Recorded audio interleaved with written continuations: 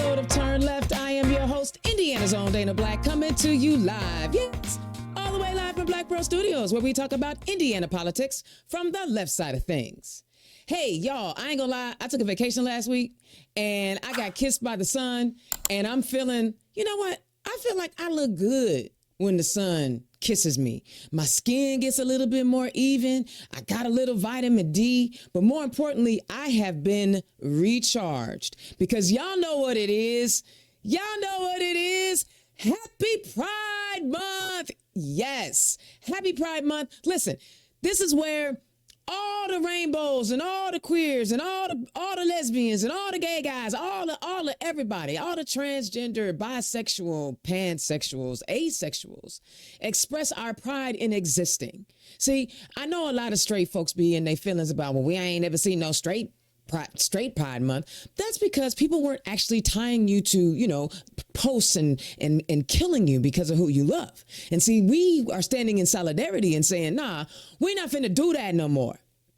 We're not going to get beat down anymore. And we're not going to allow laws to dictate how we exist in the world. But unfortunately, there are some people who feel like our lives shouldn't be or not as equal as someone else's life. So what's going on, Dana Black? Yes, what's happening?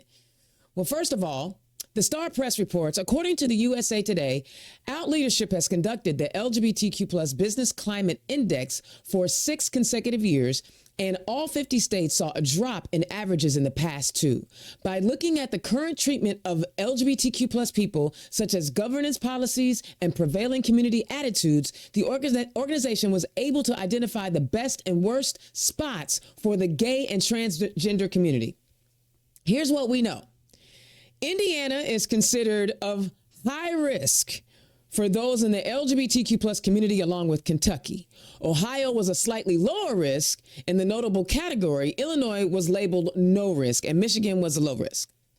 Over the past few years, Indiana legislators have unleashed an onslaught of laws targeting LGBTQ plus rights in the state. The Indiana General Assembly filed nearly 24 anti-LGBTQ plus bills in 2023 alone. 4 went into law, enacting bans on gender transitions for minors, student pronoun changes, and gender-affirming surgery in prison, as well as protecting religious conversion therapy. Likewise, a couple of bills related to LGBTQ plus issues were introduced during the 2024 legislative session, but were never passed. A 2022 law banned transgender girls from playing on girls' sports teams, and while Governor Holcomb signed a bill giving Indiana hate crimes protections in 2019, the law notably does not include protections for gender or gender identity. Back in 2015, Indiana passed the state version of the Religious Freedom and Restoration Act, allowing corporations and individuals to assert religious right, and in which religious objectors could be used to refuse service to same-sex couples. The then disgraced and threatened to be hung Governor Mike Pence eventually amended the law, and thanks to pushback from Indiana-based businesses, clarifying that businesses could not refuse services. Listen, it is what it is. We know that we are under attack.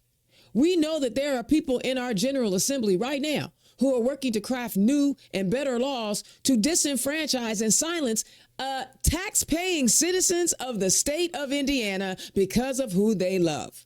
See, they never once said, after we write these really horrible bills about distinguishing whether or not you can identify yourself the way you want to identify yourself, that they were going to give you a tax break.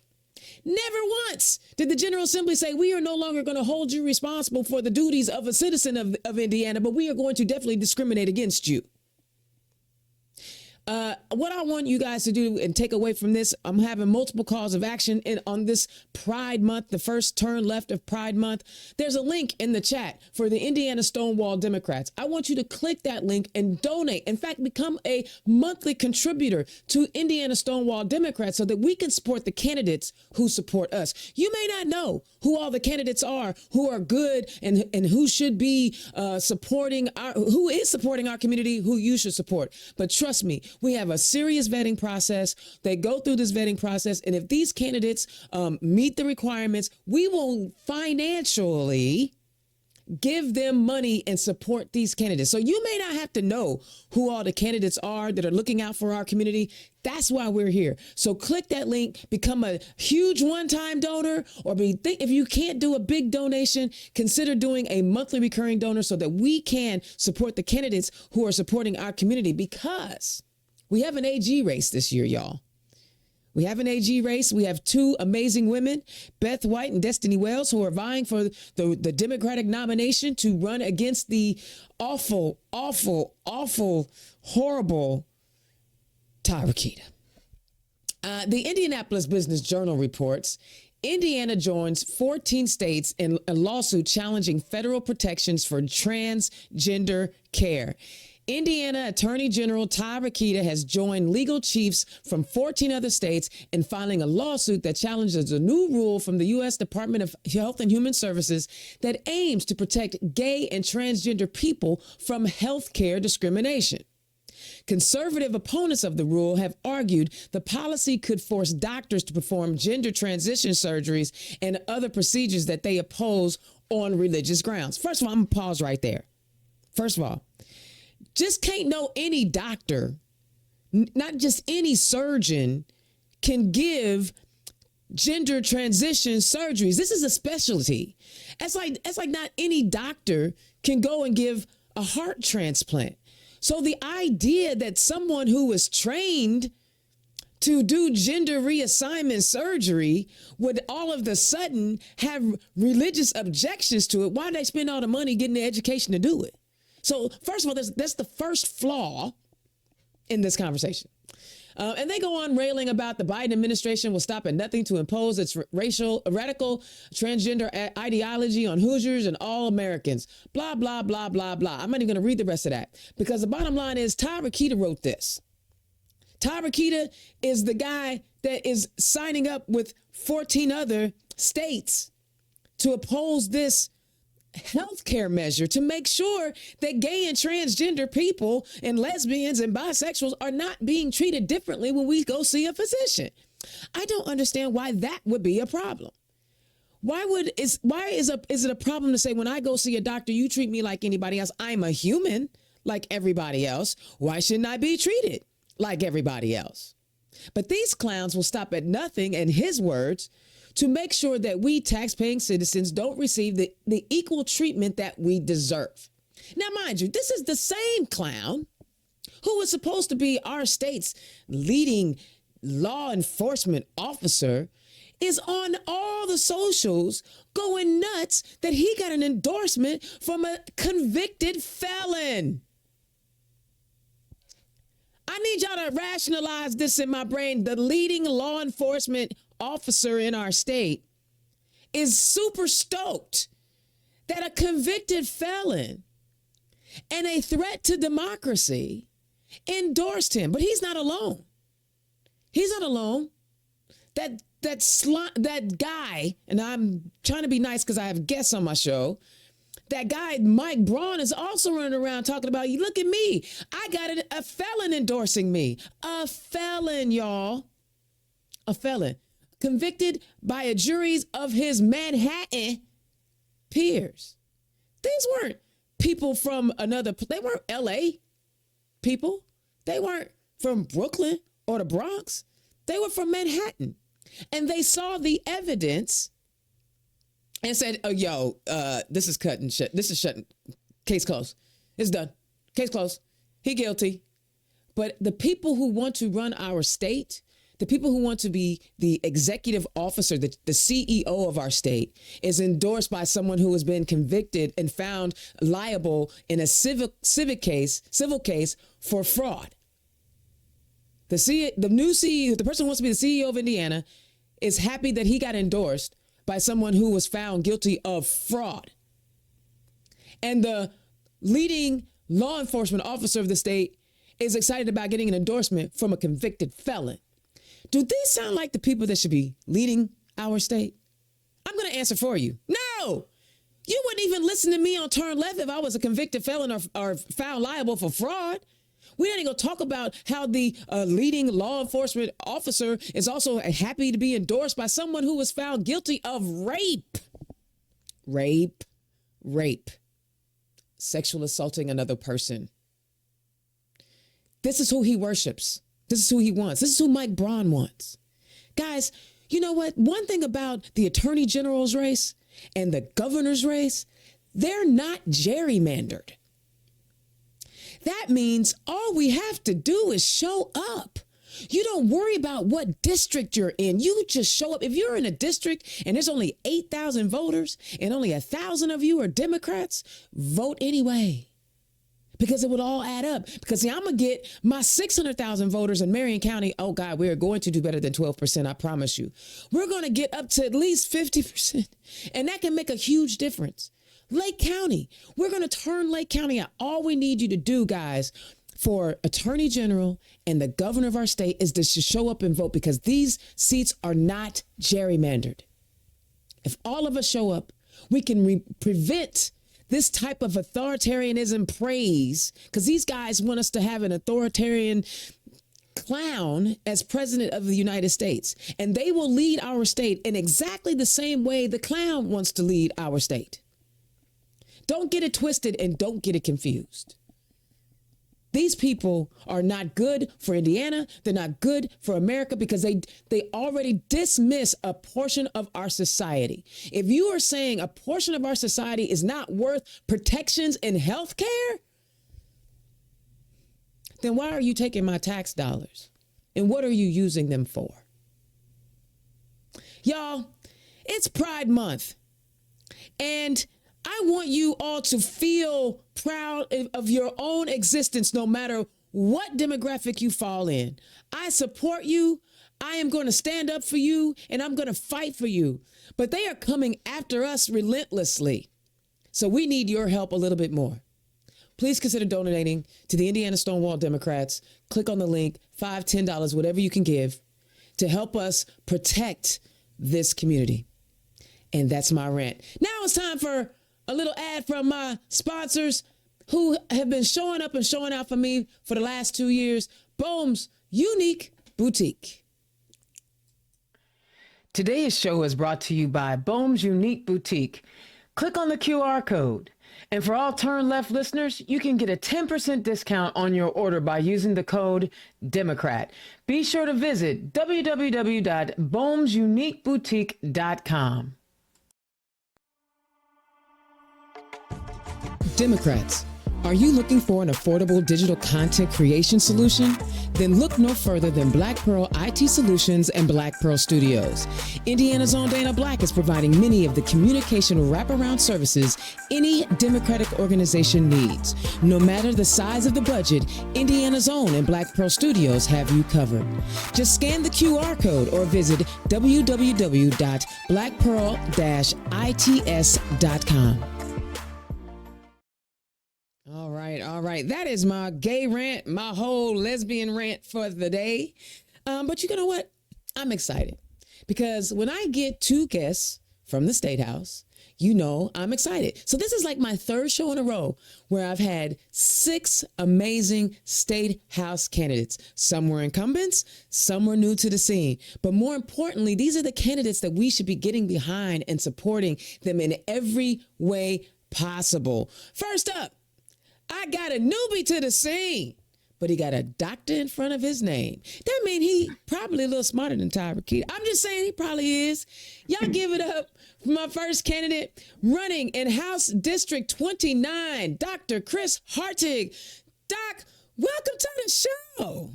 Hey, Dana, thank you.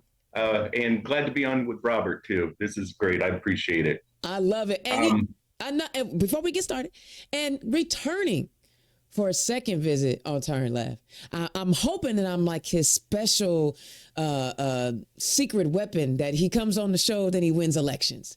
Y'all give it up. Who is the current city councilor in Avon, but is now running for House District 40. Y'all give it up to my man, my friend, Mr. Robert Pope. Robert, welcome to the show.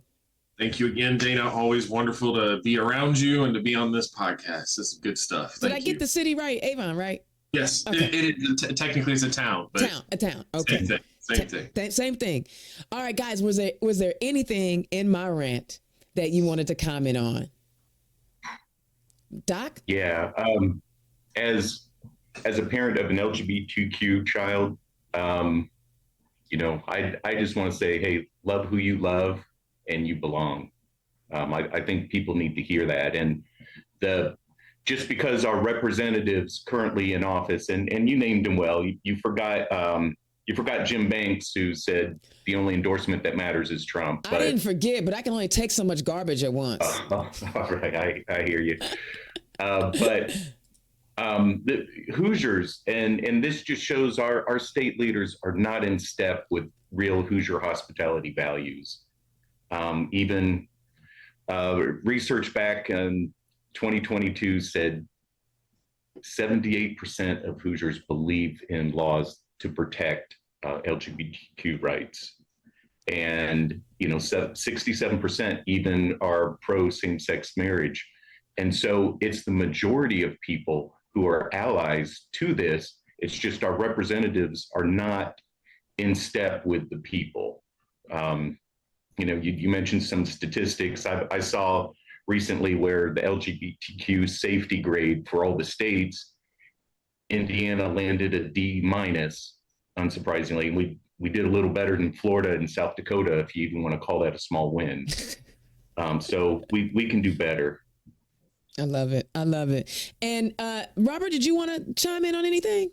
I'd add as well. I'm a parent of a transgender child, and I can tell you it's tough. The only thing you want is you just want to love your kid, and you want them to grow up happy and healthy and safe. And when they are going through difficult times through what they're experiencing with their peers or friends, or well, not friends, but people they interact with, it's tough for a parent. And I struggle with anyone just not being compassionate and empathetic. And at the end of the day, I just feel like that's where everything really should start from.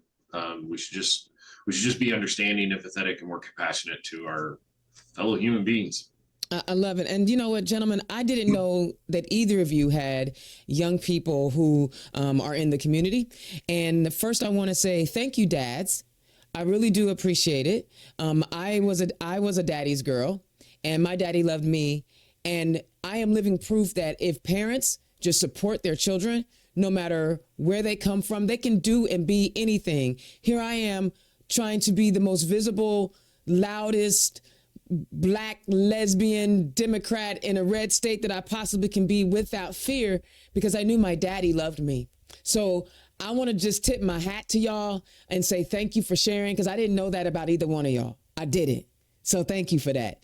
But Doc, I wanted to ask you a question about the health department's policy and the 14 AGs that are railing against the policy, stating that a surgeon might have to provide transgender surgery. I'm not a doctor. I'm an IT chick. Was I somewhat correct in suggesting that not just anybody's going to be performing transgender surgeries? Right. Well, I'm actually a doctor of education, but it's the Title IX, where you spoke of Rukita, and that joining in on that lawsuit. That's just a safe, welcoming environment for our children, and that's what our teachers do. We're supposed to be inclusive to that. And, when you talk about, you're talking about physical, there's the mental aspect also. Mm-hmm. And I didn't share this first part, but I had a child who later in life identified as non-binary, they, them, committed suicide 2 years ago. And there's 41% of our LGBTQ community do, attempt to harm themselves. And, 80+% are getting some sort of harassment. And it's just the virtue signaling of, they're very aware. My youngest is very aware that there's a lot of people. It's a minority, but they're vocal, and there are leaders here in our state are strongly against them. Oh man, that hurts. I don't I know that how I feel when I listen to people who were supposed to represent me are writing policies against me. I can't imagine processing it as a young person. Right. Their brains haven't fully formed, and it can possibly seem like a personal attack against them personally when it may not be, but it'll feel that way. I am deeply, deeply saddened to hear that you lost a child. I've never been a parent, but they say that is the worst thing. And the fact that you were gracious enough to share that with us. Gosh, I'm falling in love with you already, Doc. That's deep. Robert, come help me out. You're the parent here. Man, I don't know that there's anything to say. That's terrible, and that's not something you wish anyone should have to go through, Chris. I'm incredibly sorry. But I'm glad that you are continuing to fight. I imagine it's a bit of you're trying to honor that memory. So keep it up, and I hope to be there fighting with you.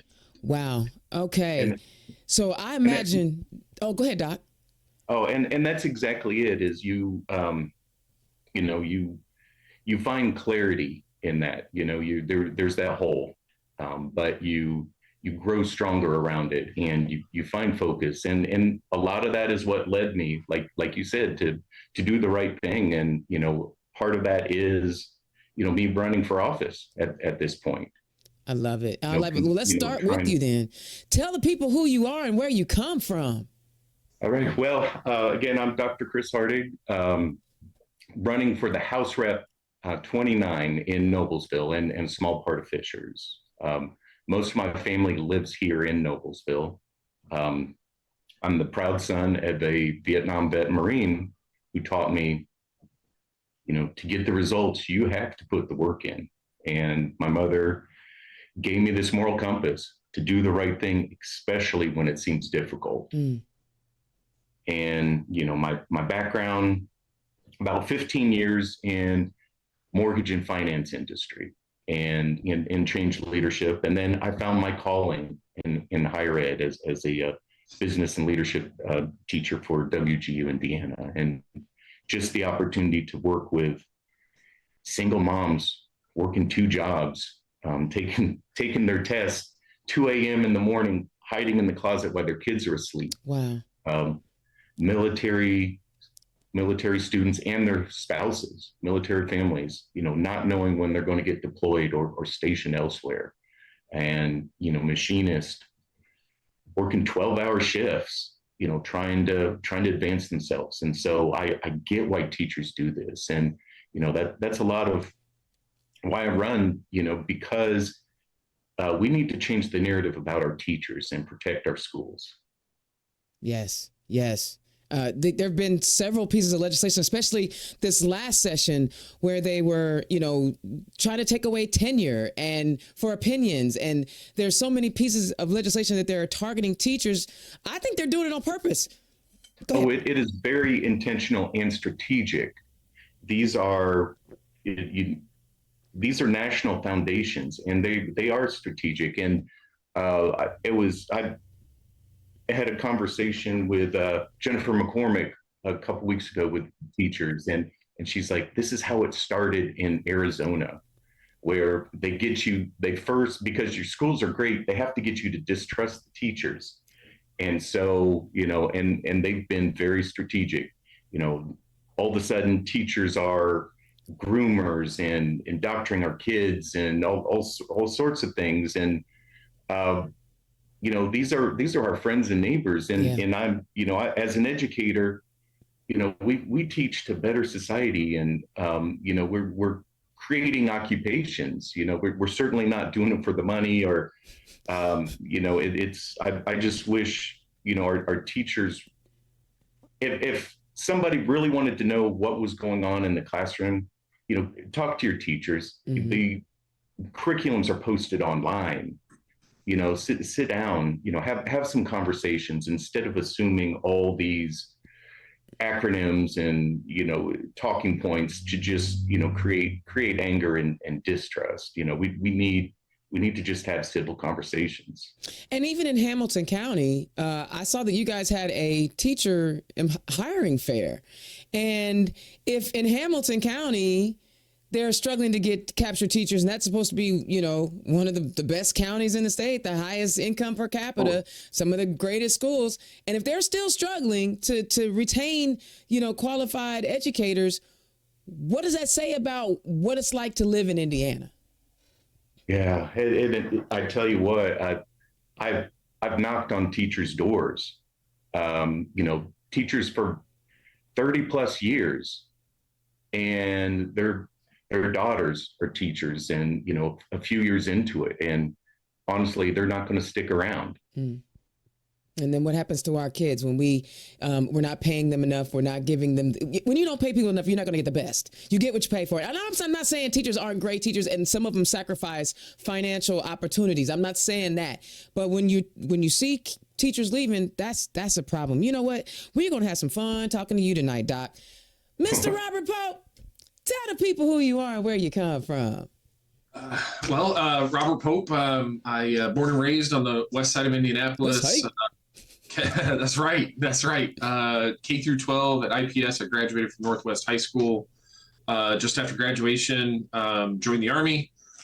Spent 4 years on active duty, and this was just before September 11th.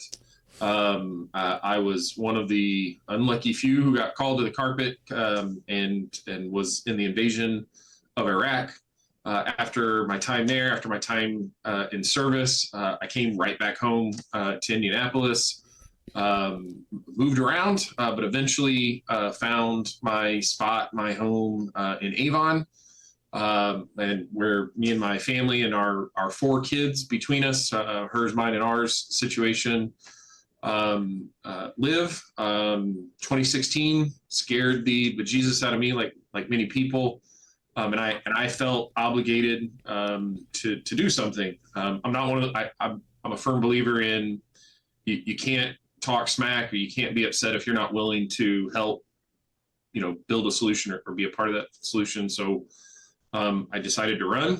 I decided to run for office. I knew I was not capable of being in the ring at that level, federal, even state level, or anything like that. So I found the lowest, the smallest level that I could. I ran for town council in 2018.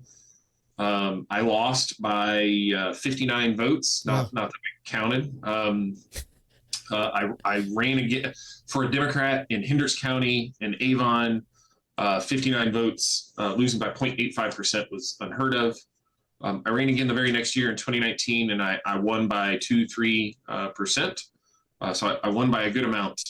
And I've been serving on the town council ever since. I did run again last year, was on your show last year for that race, and I appreciate your support and your help. And I won by a freaking landslide. Love it.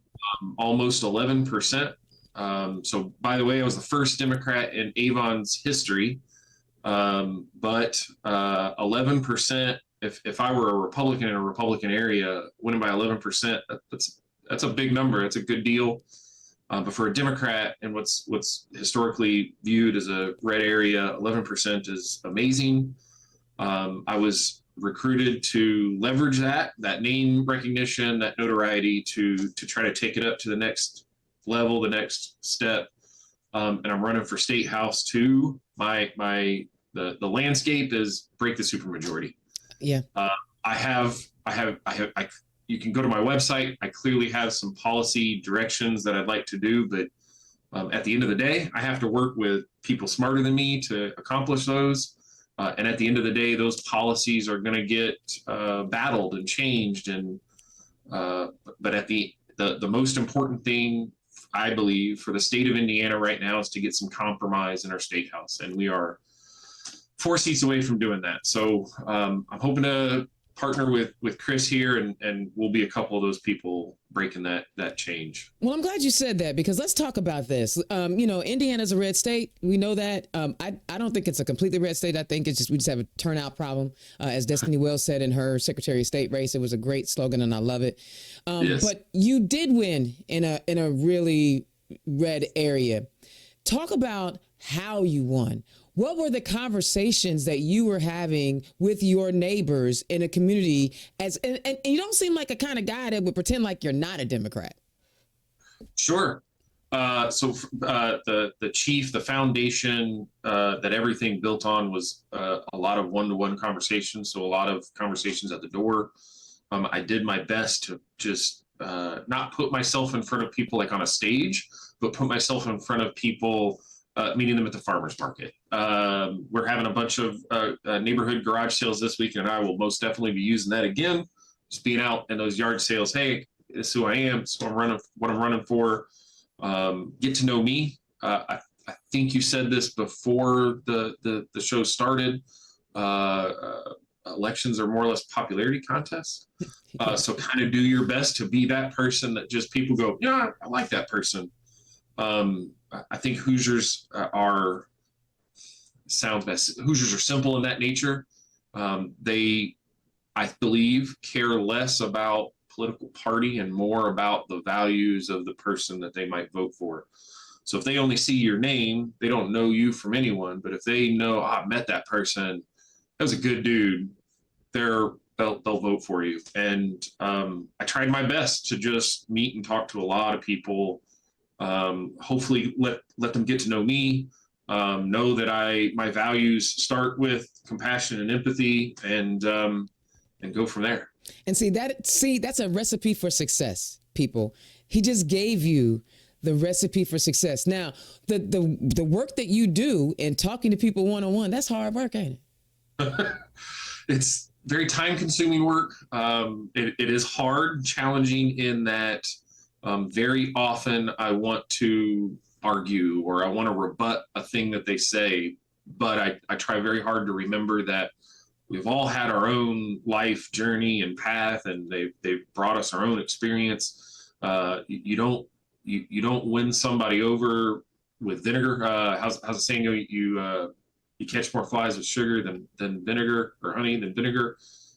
You try to be compassionate and empathetic to even their point of view or their perspective, and that takes a lot of effort, a lot of discipline, a lot of work, a lot of biting the tongue. Yeah, and I appreciate you sharing that, because that is incredibly important. So, guys, here's a candidate who won in a red area and won by a landslide. So take heed to what he's talking about. Follow the rule, and then reach out to him. Robert's one of those dudes who you can give him a call. I'm not finna get your number out, but he's that kind of guy. Indiana's own Dana Black turned left. We are talking to Dr. Chris Hartig, who is running for House District 29. And we're also talking to my guy, Robert Pope, who is running for House District 40. Guys, these candidates are running for House seats. These House seats to campaign cost money. Please click on the donate link and donate to these candidates. Listen, you don't have to give all your money.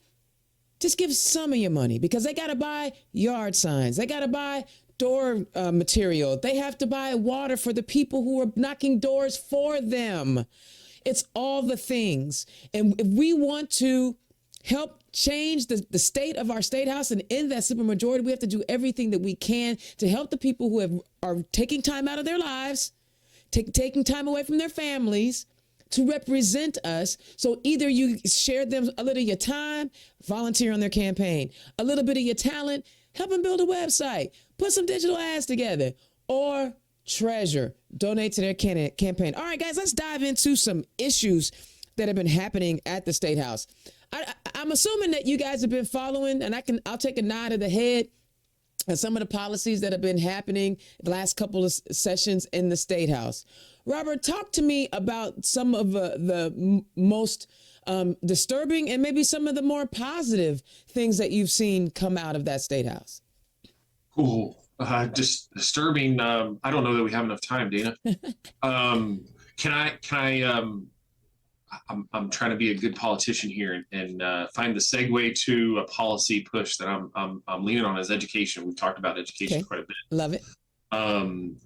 Last year, new law went into place to remove book fees And we talked a little bit. I just wanted to scream this while you were going through that, that it feels like what the State House has done is intentional. And I wholeheartedly believe that it is. I'm from IT, 20-ish years in the IT world. To me, I like to say it's a bug, or it's a feature, not a bug. I think this is intended.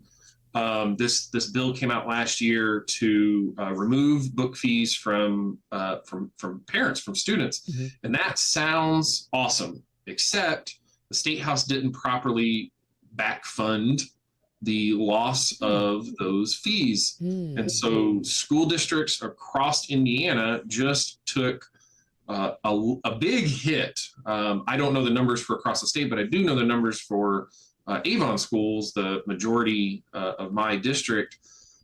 It cost my school system $631,000 a year just to provide these books. And so what does a school board who is tight purse strings, Indiana is very limited on the tax dollars that we can raise. What is a school district most likely going to do?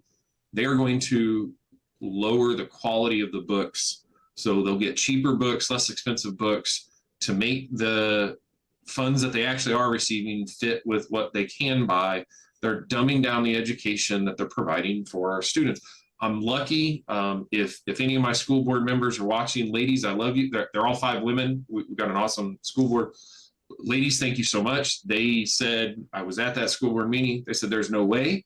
We will not dumb down our curriculum. We want to ensure that our students are highly educated, and you do that through the materials and the teachers. And so we're finding ways to make up that $631,000. Again, that's just for our school system. So, and that's interesting. And education is under attack. Yeah, that's an interesting aspect, because I too was excited about getting rid of the book fees, but it didn't register to me till you said right then they passed that bill in a non-budget year, so they couldn't backfill it because it was a non-budget year. So when you win the election, will that be one of the first pieces of legislation you either author or try to co-author, is how to backfill those book fees? I would hope so. I'm a firm believer in the highest return on investment that you can make across the board, no matter what the topic is education. I want the best, most prosperous future for all Hoosiers, and we do that by investing in education. I think we can do that. I think we can solve this book fee problem by making sure we invest properly. Wow. And you would think, and I'm kind of stuck here for a minute, but you would think it seems like a small thing, but that can have a generational impact on our state. Yes. Wow. Thank you for that. Okay. What one did you kind of think was okay? I'm not sure there are many. Actually, to be quite honest, there was nothing that really grabbed my attention that said, hey, this is awesome, we're on the right track. Everything that has come out seems to be there's some positive, and then there's just like this, it sounds on the surface that you're taking book fees away, that's great, but then it's the underlying how the system works that screws this up. So there's nothing really jumped off the page to me that said, hey, this is awesome, this is great news. I love it. And one of the roles that you guys will have once you get in there is preventing bad bills from going forward, try to make them less bad. Doc, was there anything that was problematic to you, or something that you found decent? Well, I agree with a lot of what Robert said. Is there's a lot of reasonable bills, and then there's something snuck in there, like taking away collective bargaining from teachers, or attempting that, and then having to, as a super minority, and this is speaking to why we're trying to get those 4 seats, to get someone to be reasonable on the other side, say, hey, this doesn't really apply to this bill, in just a reasonable there. I know you spoke last week about the SB 202 and the tenureship in higher ed, but I wanted to give a good example of, what our universities are doing and why tenureship's important. Like, you take away tenure, it's basically you're giving competitive advantage, you're taking it away from our institutions, our great research institutions here in this state. If you took away tenure, our great engineers from Purdue would just take off. They could go to University of Illinois engineer school, and we would lose our top talent here. And I just read something today. There's a partnership with the Naval Surface Warfare Center with IU, Purdue, and Notre Dame are going to help with defense research. And like you're talking about like national defense? National defense, okay. Yeah. And so that partnership. I just read briefly about it. I didn't get a lot of information, literally like an hour before we came on, but I was like, this is why this is so important. And I do want to give some kudos. Is it okay to give some kudos to Todd Young? Do the best you can, bro. Okay, because and this is why he's the less crazy one. He's the less crazy. So yeah. Well, I have a lot of respect for his bipartisan work on this with the SK Hynix, that 4 billion chip packaging plant, and that's all because that partnership. They stated with the Purdue engineer professors. So, this is bringing economic development right now, highly needed, our higher ed institutions, and we need to protect tenureship. Yeah. Now, see, I joke, not really though. I joke about, Republicans a lot, but I've watched, Republicans shoot down a really bad Republican introduced bill publicly. And so I joke, but I'm serious, but I joke. There are going to be times when you have no other choice but to work across the aisle. Talk about your leadership style and how you plan, Doc, to be a bridge, right? Because if we're talking about compromise on our side, we still have to be able to listen to what they need. So what does that look like for you? How does that work for you? Well, I was a former Republican up in the old days of, probably Mitch Daniels and the Mayor Ballard, where it's like, hey, being inclusive is good for everybody. And then once the Tea Party kind of came into this, calling everyone rhinos, and the Unity Party, if you try to compromise that, they lost me at that moment. And I think it's important to, like Robert said, talking to individuals, find common ground.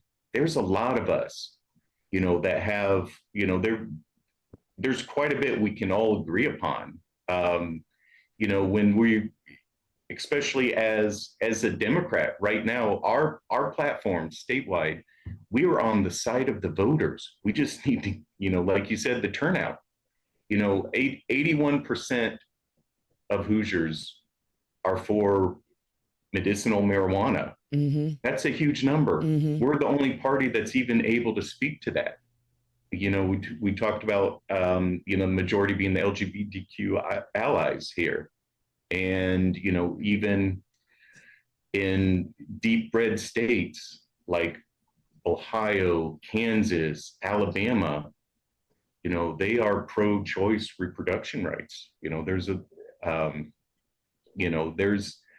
We're on the right side of things. We just need to get the message out. And, if we can speak to our voters, get the turnout, break down these labels of these DNRs.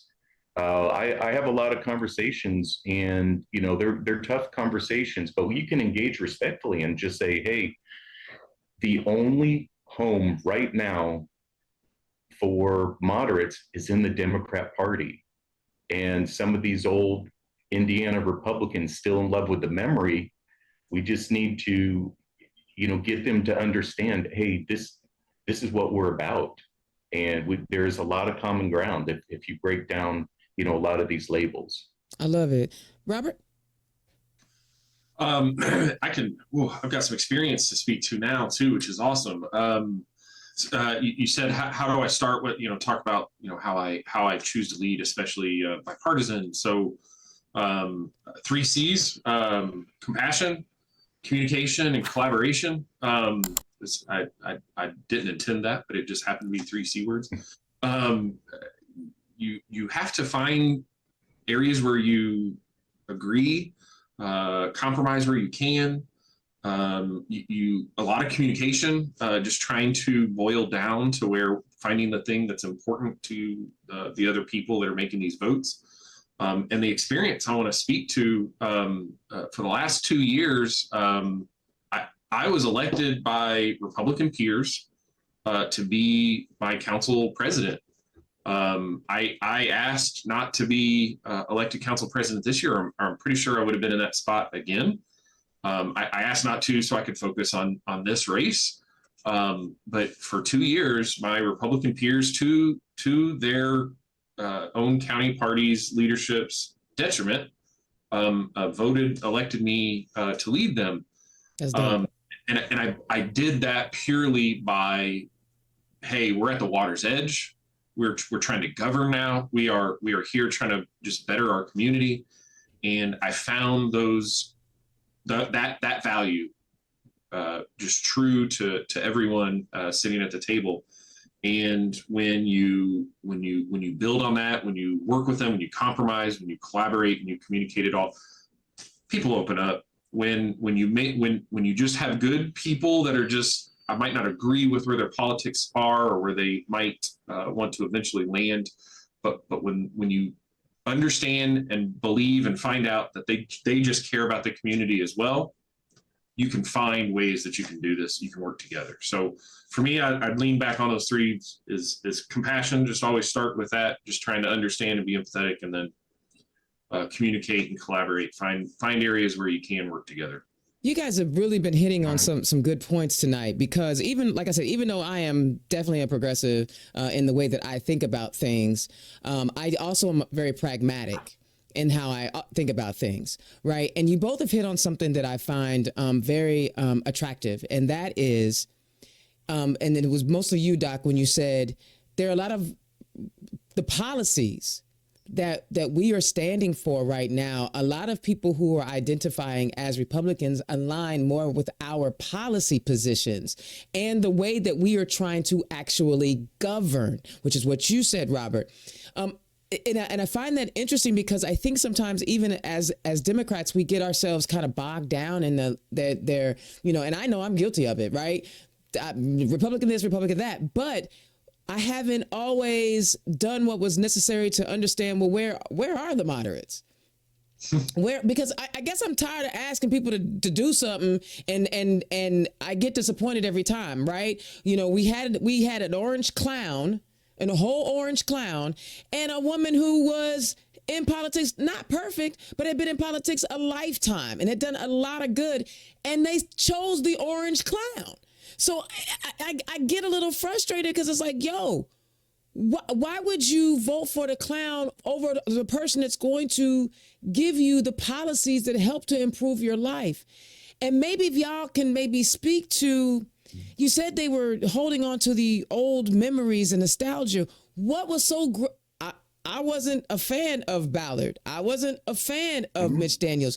What were those policies that they liked that I obviously didn't like, but they're still seeing but could get them over our way? Yeah, and that's going to take a lot of conversations, and you're absolutely correct on that. And I struggled to understand the appeal when the Tea Party started taking over. I think that's when things became unreasonable, and it's just this wanting to go back to some, I don't understand the appeal of going back to the 1700s, where only landowners could vote and all property was handed down to firstborn males. It's good for some people, I guess, but I don't see the appeal, and it has to be based on fear of change. And so, just come at people with, and I have this, advantage, because I can just come up, knock on someone's door. And, the funniest thing is, the first time I got in front of some young young voters. This one girl said, "You're a Democrat? You look like my deadbeat dad." Wow. And so, we're just kind of saying, hey, it's okay to, treat everyone equally, and it doesn't harm you. And I think that it's just that there's some sort of fear in there. I don't quite understand it, but when we attack on one end, it just makes the other end, just start digging in more. So like Robert said, try to find some of that common ground. Love it. Robert? So your question reminded me of a story. It just happened earlier this year, and it's just interesting. It's kind of crazy. Indiana politics are so weird. I was at the AIM legislative dinner. That's the Advancing Indiana Municipalities. Time out, Robert. We don't forget the story. I just want you to know that my girlfriend was at that dinner. And she didn't even tell me. She didn't invite me. She knows that anytime somebody brings up that AIM legislative dinner, I am going to rail against her. She didn't even invite me. But go ahead and tell your yeah. I'm sorry. I didn't mean to bring up that Nicole, stuff. That's you. Go ahead. So tell your story. They have the four state house leaders up on stage. That's the House and Senate majority and minority leaders. And this was the Senate minority leader, Greg Taylor. He gets up there and he starts talking about, he goes, I'm going to show you guys a little bit that I'm kind of conservative. I think he even said something along the lines of, this is a very conservative position that I'm going to, scream out here. And he goes, I don't understand why the Democrats are the ones who are fighting for this and Republicans are fighting against it. But that conservative belief is that local government control, that our state house seems to have such a problem in a home rule state, a state where we're supposed to say, hey, if we don't have a law on the books, you local community, you figure out a way to solve your own problem within these guardrails. It seems to me that every single time Indianapolis decides or finds a way to solve some of their own problems, the very next session, the state house has a number of bills to stomp on that. And so it leads back to what both you and Chris said, that it just conservative, that's a conservative ideology.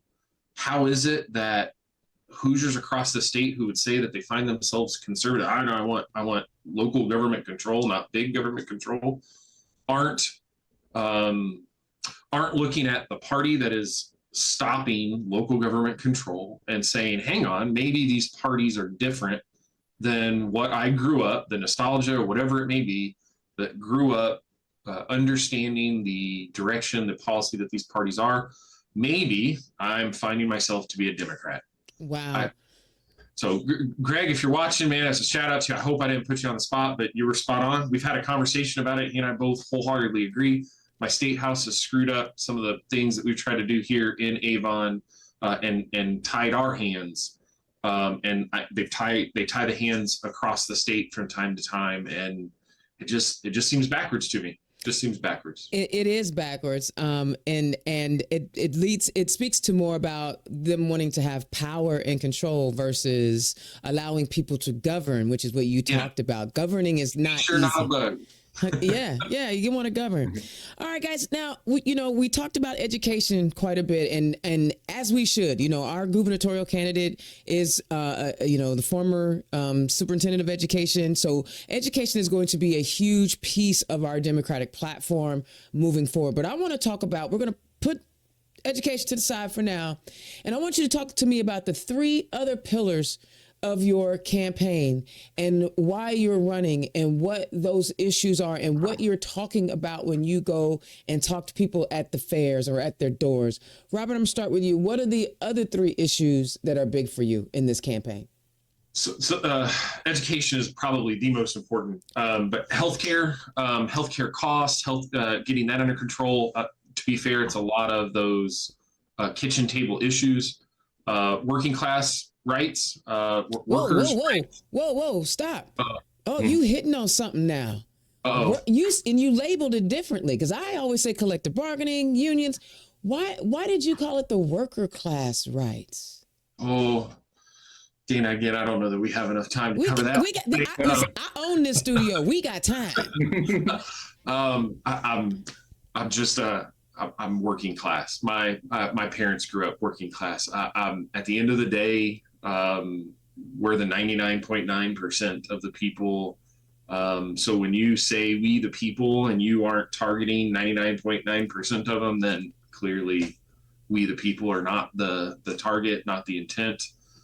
So for me, when someone works 40 hours a week and can't thrive, not, you know what, I'll settle for just live, screw just surviving. That's not enough.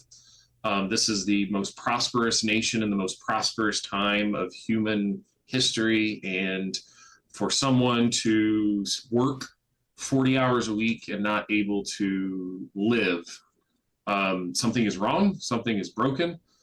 There are many ways I think we could attack that, but whatever ways that we can work towards making sure that workers have time off, good benefits, good pay, quality education, quality training, I'm all for it. I'm all in. The other part, this one sounds so silly, but is just being present.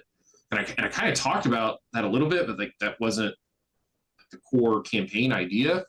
My opponent has been in the state house for 17 plus years, and I know the man.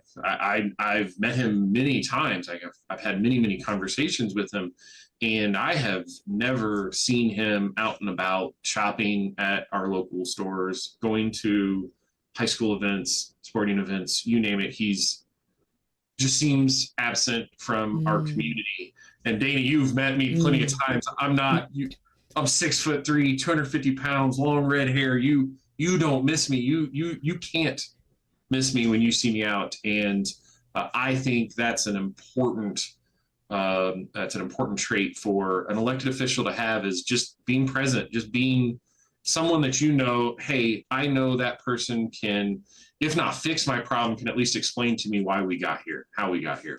I like those. I like those a lot, especially the worker class, because again, with inflation is real. I mean, it happens, and it happens. You know, the working class people don't control the markets, right? But we kind of do, and the fact that we are not benefiting from the profits the way that the super wealthy are.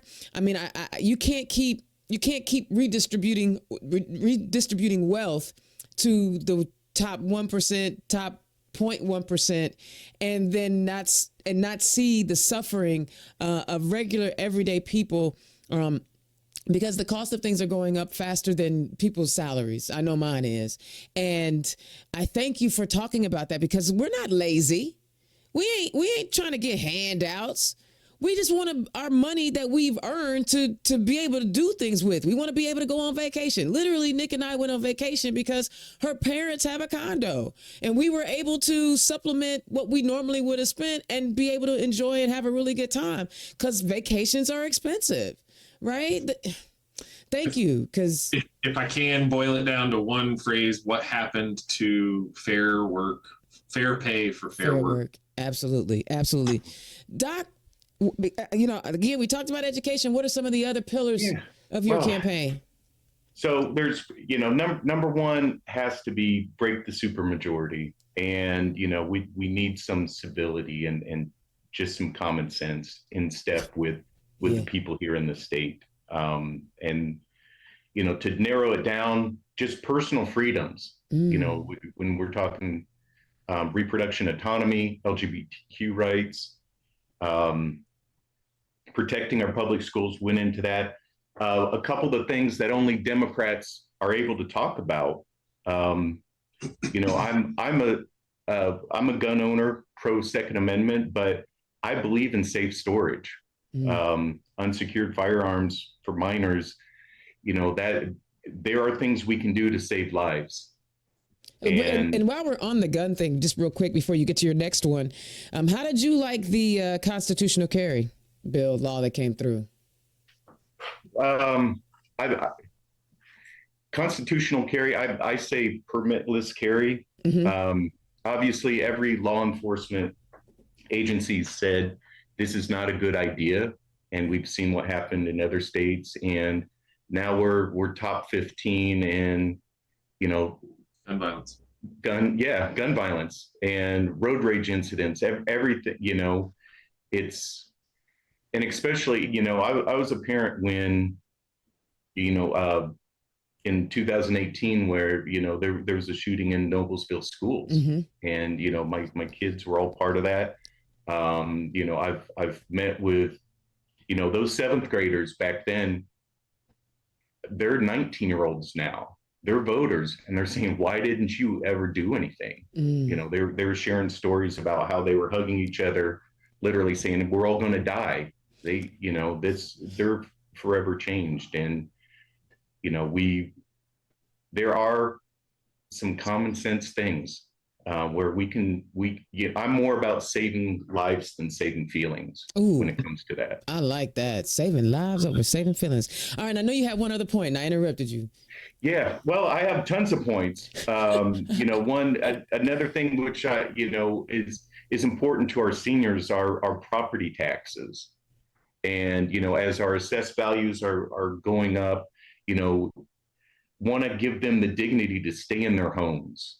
Once you get on a fixed income, and like you said, things are getting more expensive. When they're on a fixed income, and your assessed value goes up, at some point you are going to benefit from that, but give them the dignity to stay in their homes. And so, we need to have these discussions about maybe capping it at retirement or a certain age, or additional exemptions for these seniors, so they can stay in their homes. I love it. You guys, you make me happy and you make me proud to know that I have some level-headed common sense, because common sense ain't so common. Common sense candidates who, and if I may say it so bluntly, who speak the language. I know that I can put you in a tough room, in a tough crowd of people where I may not be welcomed or listened to, and they're going to hear you. And I really do appreciate the willingness to share hard stuff, but also talk about, we in this together. We trying to improve lives for everybody. I love that. And I hope y'all understand that is so important. It's just as important as someone like me who's railing against, I don't know, African-American poverty or whatever it is. Everything has value.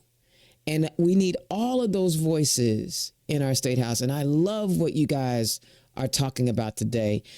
Unfortunately, that hour gone, bro. And I know when you're having a great conversation. So, Doc, tell the people where they can find you. Oh, absolutely. So online, drchrisforindiana.com. Friend me on Facebook, Dr. Chris Hartig for Indiana. I still run my Facebook. I comment on Excellent. there. So, and keep, here's what the activities where I'm about. If you want to catch an event, the Noblesville Democrat Committee on Wednesday, the 19th at 7 p.m. We're having a great friend, Dr. Valerie McCrae is going to be there. And so we're going to, have some discussions. She's mental health expert. We're going to dig into, medicinal marijuana too. And this is at the Noblesville Community Center. So again, the 19th at 7 p.m. I love it. Robert, tell the people where they can find you. Pope4Indiana.com can get you to all our socials. And of course, policy, ways to contact, ways to ask a question. And now's the time. As Dana said early on, I cannot tell you how expensive. I can tell you how expensive running a campaign is. I can't tell you how imperative it is that we raise money to run these campaigns. It's overcoming a red state. It takes name recognition. It takes advertising. It takes communicating to people, and all of that costs money. please consider donating in ActBlue/Pope4Indiana as well. Thank you again, Dana. Appreciate you. I love it. Guys, thank you so much for taking time out of your day to talk with the people. And you know what? I know it's June and people are like, oh, the campaign. No, the elections are so way off. No, this is when the dirty work gets done. All that work that Robert talked about at the beginning of the show, this is when that work gets done. So find a way to support these candidates. Don't go anywhere just yet, guys. So check this out, y'all. The deadline for Hoosier Women Forward is coming up on June 18th, I do believe. So I'm going to run that ad as I normally have between now and then. But I want you guys to consider all the things that these young men talked about today. They talked about inclusivity. Women in Indiana make up over 50%. We're like 51% of the population in the state of Indiana, but we are only 20% of our elected officials. Now, this program is not a candidate training program. It is a leadership program. And leadership can look like anything in a lot of different ways.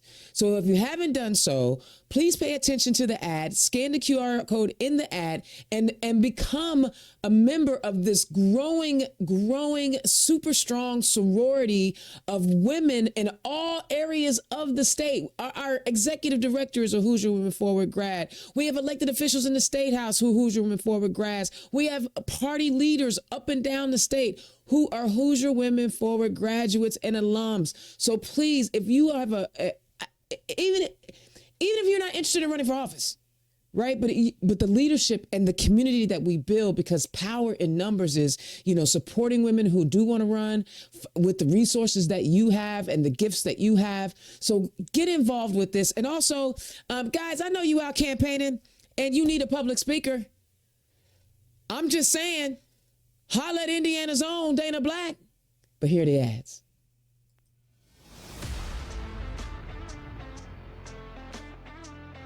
Hoosier Women Forward is changing the future of Indiana. In a state where half the population is women, only 27% of our elected state house officials are women. That's why we're empowering women to take the lead, run, and win. This program not only equips women with the skills to be leaders in our communities, it builds a strong network and sisterhood who continue to inspire one another to grow and lead in boardrooms, corner offices, and elected positions across the state. Indiana Hoosier Women Forward program is one of the best programs I've ever been a part of. It's really important for the next generation of female leaders to apply to Hoosier Women Forward. The amount of experience and expertise that we've been able to have access to has been life-changing. I am so proud to be a member of Hoosier Women Forward's 6th class of leaders who are changing the political landscape of our state. What this organization means to me is that I have a lifetime network of hardworking, determined, fierce women in Hoosier Democratic politics that will always have my back. Being a part of Hoosier Women Forward has been amazing for the last several years. As a former candidate for the Indiana State House, the policy knowledge, the personal connections, and really just the sisterhood of women in Democratic politics has meant so much to me. I really have enjoyed the Hoosier Women Forward program for a lot of different reasons. But the biggest reason for me was really that personal woman empowerment. Something that I've really liked about being a part of this class and being a part of the Hoosier Women Forward network and group is that, one, I get to be surrounded by passionate women who are committed to making our state a better state for everyone. I would encourage any woman, any Hoosier woman, to apply for Hoosier Women Forward because you're going to be inspired and you're going to have a group of sisters to always encourage you and help you along the way.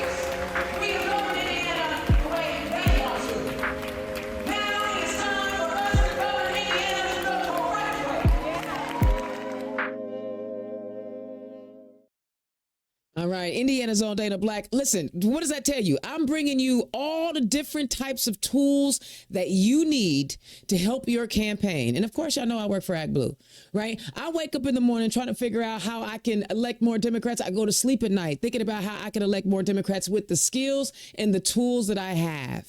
Right? I'm not asking anybody to be me. I'm not asking anybody to do what I do. I'm asking you to do what you do.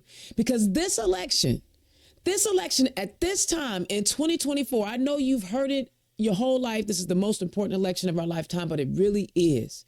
It's either we stand up for democracy or you are willing to throw it all away and let somebody else dictate what you can and what you can't do. Think about it. In the Soviet Union, in Russia, I guess not the Soviet Union anymore. In Russia, you cannot speak out against the government without fear of losing your life. You can't even be a journalist working for another, because journalists are supposed to be safe. They're supposed to have like press passes on. They're supposed to be safe. You can be incarcerated. In China, they will incarcerate you. And women, I know some of the policies that they've been writing that have been restrictive in our ability to control our own bodies. It will only get worse. It will only get worse if we continue to let these people dominate our country and our state. It will only get worse for my rainbow warriors if we do not stand up and implore our fellow citizens to become more involved. So don't sit it out. Don't waste any time. Get involved, find some people, find the issue that matters to you, and then use your skills to amplify and find the candidate that speaks to your issues and policies and how they may be able to help you when they win their election. And with your help, they'll be able to do that. All right, this was a great show. I love talking about policy and state house, and I love Democratic candidates, and I love everything about the state of Indiana other than the policies, right? So we got more candidates coming on. Thank you for letting me enjoy my week off. I really had a good time, but we're back. We're going to push through. I will be out for a couple of Thursdays because I have some trips scheduled with ActBlue. But trust, know, and believe I'm going to bring you as many candidates as I possibly can. And if you need anything from me, scan the QR code. All right, I will holler at y'all next time. Peace. Turn Left is the property of Black Pearl IT Solutions. Executive producer, Indiana's own Dana Black. Music by www.bensound.com.